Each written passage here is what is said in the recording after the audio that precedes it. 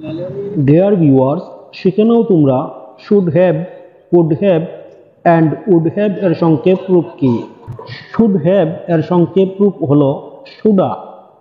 should plus have equal to shoulda.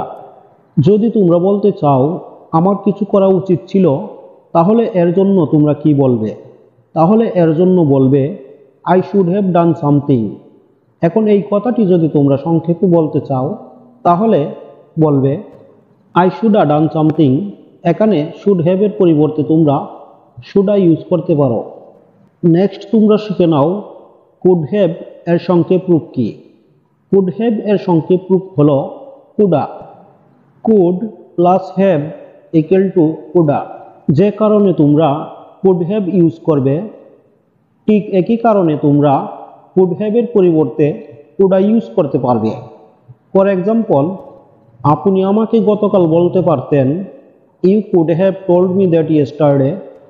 Viewers, এখানে আমরা you could have told me that yesterday এর পরিবর্তে you could have told me that yesterday বলতে পারি। Viewers, তাহলে আমরা শিখে গেলাম যেই কারণে আমরা কুড হ্যাভ ইউজ করব, ঠিক একই কারণে কুডা ইউজ করে সেন্টেন্স মেক করতে পারবো। নেক্সট তোমরা শিখে নাও উড হ্যাভ এর সংক্ষেপ রূপ কি? উড হ্যাভ এর সংক্ষেপ রূপ হলো woulda. Would plus have equal to woulda. তাহলে শিখে নাও উডা দিয়ে কিভাবে সেন্টেন্স মেক করতে হয়। এখন যদি বলি আমি যেতাম কিন্তু আমি অসুস্থ ছিলাম, তাহলে এর ইংরেজি কি হবে? তাহলে এর ইংরেজি হবে I would have gone but I was ill. Viewers, এই সেন্টেন্সটিতে আমরা উড হ্যাভ এর পরিবর্তে উডা ইউজ করে সেন্টেন্স মেক করতে পারি। For example, I would have gone but I was ill. যেখানে তোমরা উড হ্যাভ ইউজ করবে, সেখানে উড হ্যাভ এর পরিবর্তে তোমরা উডা ইউজ করতে পারবে।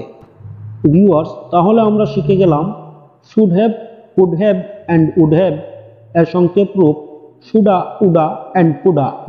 ভিউয়ার্স, আজকের ভিডিওটি যদি তোমাদের ভালো লেগে থাকে, তাহলে আমার চ্যানেলটি তোমরা সাবস্ক্রাইব করে আমার সাথে যুক্ত থাকো আর লাইক করে আমাকে উৎসাহিত করো।